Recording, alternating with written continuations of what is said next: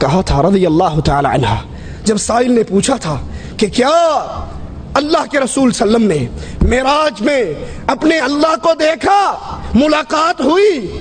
وہ کہتے ہیں نا کی نہیں کیتا یار نے ایک یار واسطے، رب محفلاں سجائیاں دیدار واسطے، رب کو یہاں نظر نہیں آتا تھا؟ انا للہ و انا الیہ راجعون، اپنے سامنے بٹھا کے دیدار کرنے کے لیے رب نے محفلیں؟ یہ ظلم کے عقیدے، یہ رسول اللہ کی شان میں غلو۔ تو پھر عائشہ فرماتی ہیں جس نے یہ کہا رسول اللہ نے اللہ کو دیکھا، اس نے اللہ کے رسول پہ جھوٹ باندھا۔ نبی تو دنیا کے اندر دنیاوی آنکھ سے اس زندگی سے اپنے رب کو نہ دیکھ سکیں، لیکن فضائل اعمال کہتا ہے کہ نہیں، یہ اولیاء سے ایک سیکنڈ کے لیے بھی پردہ نہیں پڑتا۔ ایک بہت بڑی گمراہی اس معاشرے میں پھیلی جس کا سبب یہی فضائل اعمال بنی۔ وہ کیا؟ ہمارے اولیاء اللہ مرتے نہیں ہیں، یہ تو صرف ایک مکان سے دوسرے مکان میں انتقال کرتے ہیں، یہ تو صرف مکان بدلتے ہیں، اب اس جگہ پہ رہ رہے ہیں، پھر اس جگہ کو چھوڑ کر دوسری جگہ پہ چلے جاتے ہیں، ان پر موت نہیں آتی۔ یہ ہمارے ہاتھ میں فضائل صدقات ہے، صفحہ اس کا 660 ہے۔ کہتے ہیں شیخ ابو یعقوب نے کہا میرے پاس مرید آیا، کہنے لگا میں کل کو ظہر کے وقت مر جاؤں گا۔ میں نے کہا کوئی بات نہیں، آنا مر جانا۔ وہ آیا، 2 رکعتیں پڑھی، لیٹ کے مر گیا۔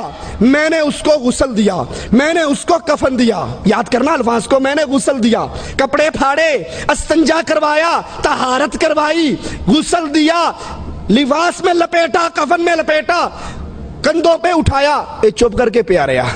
لیکن جب قبر میں رکھا اس نے آنکھیں کھول دی۔ میں نے کہا سردار مرنے کے بعد بھی زندگی ہے؟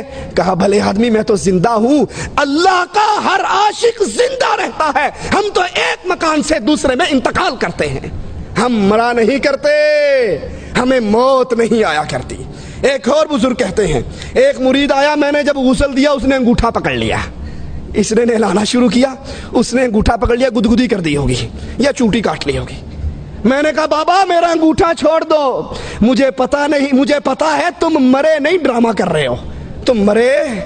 محمد سعید شیخ پوری رحمت اللہ علیہ کہتے تھے اللہ ان کی قبر کو جنت کا باغ بنائے، اگر یہ تمہارے مردے مرتے نہیں ہیں، ان کے جنازے میں اللہم اغفر لے حینا واہ حینا، مرا تو ہے نہیں، مرے ہوئے کہو گے تو وہابی ہو جاؤ گے، وہابی حینا کہا کرو۔ کہا اس نے میرا انگوٹھا چھوڑ دیا۔ ابن جلا کہتے ہیں ایک بزرگ آئے، میں نے ان کو پھٹے پہ رکھا نہلانے کے لیے، کہکا مار کے ہنسنے لگ گئے، ایک انگوٹھا پکڑ رہا ہے، ایک آنکھیں کھول رہا ہے اور ایک ہنس رہا ہے۔ یہ 671 پہ ایک اور کا واقعہ سنیے۔ ابو سعید کہتے ہیں ایک مرتبہ مکہ میں تھا، بحرم سے نکلا، دروازے سے باہر ایک نہایت خوبصورت آدمی کو مرے ہوئے پڑا ہوا دیکھا۔ میں نے جب غور سے دیکھنا شروع کیا تو میری طرف دیکھ کر ہنسنے لگ گیا، کہنے لگا ابو سعید تمہیں پتا نہیں، محبت کرنے والے دوست مرا نہیں کرتے، صرف ایک جگہ سے دوسری جگہ پہ منتقل ہوا کرتے ہیں۔ محمد الرسول اللہ صلی اللہ علیہ وسلم ابھی شیخ فرما رہے تھے، عمر نے تلوار نکال کر کہا رضی اللہ عنہ وارضا، جس نے کہا محمد مر گئے صلی اللہ علیہ وسلم گردن کو کاٹ ڈالوں گا۔ میرے نبی اٹھ کر کیوں نہیں آ گئے؟ کہا عمر پریشان کیوں ہوتا ہے، میں صرف اتوں پردہ کیتا ہے، اصل میں جاگ رہا ہوں، زندہ ہوں، سب کچھ دیکھ رہا ہوں۔ اگر تمہارے بزرگ انگوٹھے پکڑ سکتے ہیں، فاطمہ نے 6 مہینے رسول کی زندگی کے بعد زندگی پائی، کسی نے فاطمہ کو مسکراتے نہ دیکھا۔ فاطمہ کو قریب کر کے کہا تھا آقا نے، فاطمہ کان میں کچھ کہا تو رونے لگ گئی۔ عائشہ نے پوچھا روئی کیوں تھی؟ کہا بابا نے کہا تھا فاطمہ اب میں تجھ سے دور جا رہا ہوں، اب میری موت کا وقت قریب آ رہا ہے، میں جا رہا ہوں۔ دوبارہ کہا جنت میں سب سے پہلی میری ملاقات تجھ سے ہونی ہے۔ نبی تو کہے میں مر رہا ہوں، قرآن تو کہے وما محمد الا رسول قد خلت من قبلہ الرسل افإن مات، قرآن تو کہے انک میت، لیکن تبلیغی کہتے ہیں ہمارے نہیں مرتے، صرف مرتے ہی نہیں بلکہ یہ صفحہ 669 ہے، فضائل صدقات ہے۔ ابو علی نے کہا ایک فقیر میرے پاس عید کے دن آیا، خستہ حال، پرانے کپڑے، کہنے لگا کوئی پاک صاف جگہ ہے جہاں میں لیٹ کے مر جاؤں؟ کہا آ جاؤ، لیٹ جاؤ، مر جاؤ، بڑی کھلی جگہ ہے۔ وہ آیا، لیٹ گیا، مر گیا، اور جب وہ مرنے لگا، اینڈ ہو گیا، ہوا نکل گئی، میں نے غسل دیا، کہنے لگا بے وقوف، مجھے مردہ نہ سمجھنا، میں زندہ ہوں، قیامت کے دن پوری وجاہت کے ساتھ تیری مدد کروں گا۔ رسول اللہ نے تو کہا تھا فاطمہ سے خذی من مالی ما شئتی، جو جی چاہتا ہے میرے مال میں سے لے لے، عمل کر لینا، عرش والے نے پکڑ لیا تو محمد کی بیٹی میں چھڑا نہ سکوں گا صلی اللہ علیہ وسلم۔ اس حدیث کو بھی سامنے رکھیے۔ اور یہ صفحہ 711 فضائل صدقات، کہتے ہیں مولوی زکریا صاحب، عرب کی جماعت ایک سخی کی قبر پہ گئی، اونٹ پہ سوار ہو کر گئے، وہ قبر والا اونٹ والے کے خواب میں آیا اور کہنے لگا تم آئے ہو خالی پیٹ واپس چلے جاؤ، مجھے اچھا نہیں لگتا، یہ اونٹ مجھے بیچ دو، اس کے بدلے میں اصیل اونٹ گھر کھڑا ہے وہ لے لو۔ خواب ہی خواب میں سودا طے ہوا۔ لفظ ہے مولوی زکریا صاحب کے، قبر والا اٹھا، قبر سے نکلا، اونٹ کو ذبح کیا۔ قبر والا اٹھ کے باہر آ کے اونٹ ذبح کر کے پھر قبر میں چلا گیا۔ آگے پولیس کی چیک پوسٹ لگی ہوئی تھی، بیگم کو مل کر کیوں نہیں آیا؟ یتیموں کے سر پہ ہاتھ رکھ کر کیوں نہیں آیا؟ کہا ہم گوشت کھا پی کے جان بنا کے پیٹ بھر کے جا رہے تھے، سامنے سے ایک نوجوان آیا، تم میں فلاں ابن فلاں کون ہے؟ کہا میں ہوں۔ کہا میرے باپ کو کوئی چیز بیچی ہے؟ کہا سودا خواب میں قبر والے سے اونٹ کا ہوا تھا، کہا اس کے بدلے یہ اونٹ لے لے۔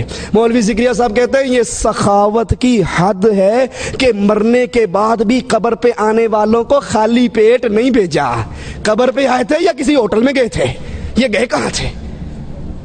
قرآن سے سنیے، أَلَمْ يَرَوْا كَمْ أَهْلَكْنَا قَبْلَهُمْ مِنَ الْقُرُونِ أَنَّهُمْ إِلَيْهِمْ لَا يَرْجِعُونَ، ان سے پہلے ہم نے کتنے ہی لوگوں کو مارا ہے، کتنی ہی بستیاں ہلاک ہوئی ہیں۔ سنو مالک کا فیصلہ، أَنَّهُمْ إِلَيْهِمْ لَا يَرْجِعُونَ، رب کا فیصلہ ہے جو مر کے اگلے جہان چلا جائے وہ واپس نہیں آیا کرتا۔ اشرف علی تھانوی اشرف السوانے میں لکھتے ہیں نانا جان کے بارے میں، نانا جان حج پہ جا رہے تھے، ڈاکوؤں نے حملہ کیا، مر گئے، قتل ہو گئے، ختم ہو گئے۔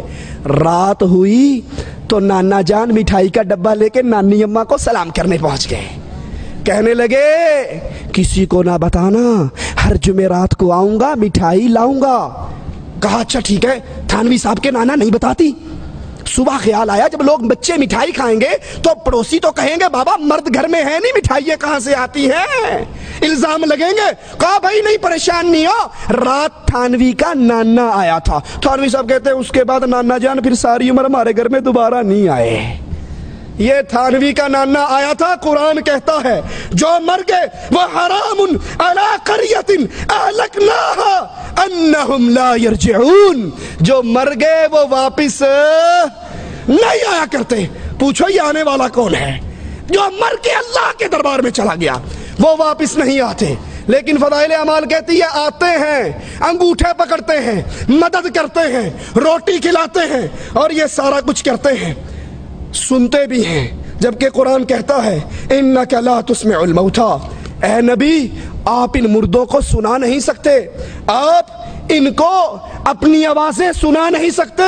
فضائل اعمال کو سینے سے لگانے کی وجہ سے پانچویں بڑی گمراہی اس اہل ایمان، اہل اسلام قوم میں قرآن کو چھوڑنے کی وجہ سے جو داخل ہوئی وہ یہ کہ قبر پرستی کی کھلی ہوئی دعوت دی گئی۔